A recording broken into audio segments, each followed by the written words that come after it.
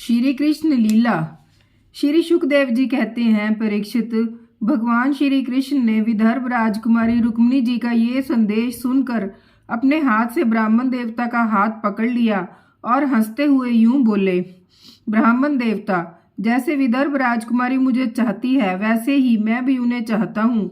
मेरा चित्त उन्हीं में लगा रहता है। कहाँ तक कहूँ, मुझे रात के समय नींद तक नहीं आती।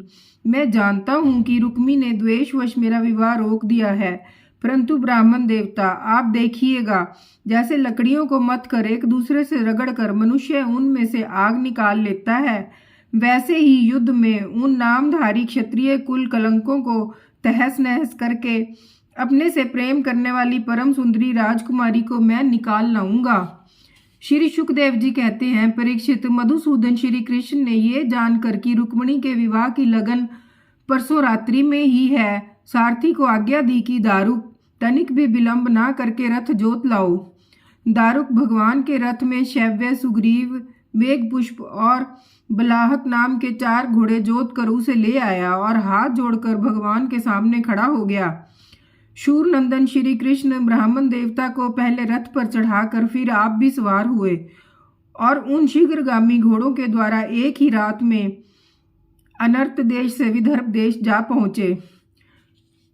कुंडिन नरेश महाराज भीष्मक अपने बड़े लड़के रुक्मी के स्नेहवश अपनी कन्या शिशुपाल को देने के लिए विवाह उत्सव की तैयारी करा रहे थे। नगर के राजपथ, चौराहे तथा गली कूचे झाड़ बुहार दिए गए थे। उन पर छिड़काव किया जा चुका था।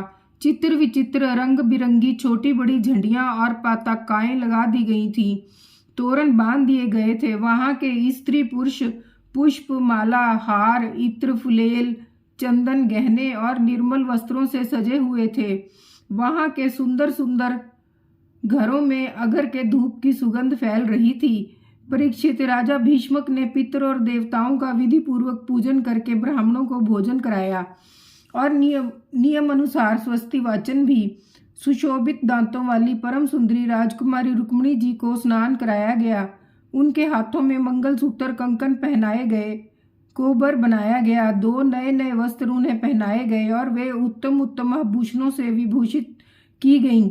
श्रेष्ठ ब्राह्मणों ने साम, ऋक और यजुर्वेद के मंत्रों से उनकी रक्षा की और अथर्ववेद के विद्वान पुरोहित ने गृह शांति के लिए हवन किया।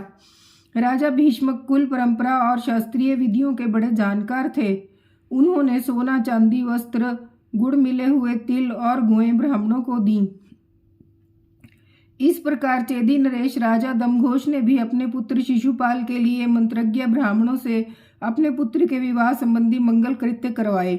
इसके बाद वे मद चुआते हुए हाथियों, सोने की मालाओं से सजे हुए रथों, पैदलों तथा घुड़सवारों की चतुरंगनी सेना साथ लेकर कुंडनपुर जा पहुंचे। विदर्भराज भीष्मक ने आगे आकर उनका स्वागत सत्कार और प्रथा के अनुसार अर्चन पूजन किया। इसके बाद उन लोगों को पहले से ही निश्चित किए हुए जनवासों में आनंद पूर्वक ठहरा दिया। उस बरात में शालव, जरासंध, दंतवक्र, विदुरथ और पौंड्रक आदि शिशुपाल के सहस्त्रों मित्र नरपति आए थे।